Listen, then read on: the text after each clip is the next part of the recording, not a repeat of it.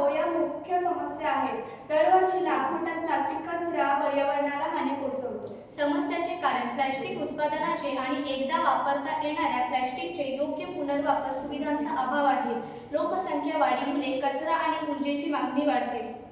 प्लास्टिकच्या वापरामुळे पर्यावरणीय प्रदूषण होते, त्याचबरोबर आरोग्याच्या समस्या निर्माण होतात. ही समस्या प्रामुख्याने जिथं कचरा टाकण्याच्या ठिकाणी, शहरातील झोपडपट्टी असलेल्या काही भागात आणि नद्या, तलाव, समुद्राजवळ प्लास्टिक आढळतं व प्लास्टिक पाण्यावर परिणाम करतो.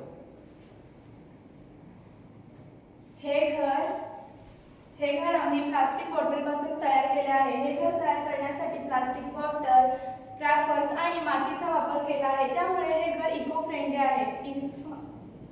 उन्हाळ्यात मातीचा वापर केल्यामुळे या घरात थंडावा मिळतो.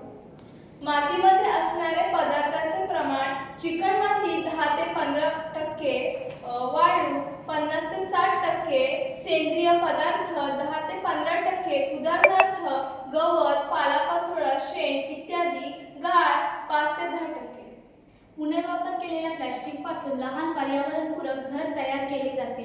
या घरात वीज निर्मितीसाठी सोलर पॅनल वापरले जाते. यामुळे वीज नसलेल्या गरीब कुटुंबांना स्वच्छ ऊर्जा मिळते. म्हणून प्लास्टिक कचऱ्याचा पुनर्वापर उपयुक्त ठरतो.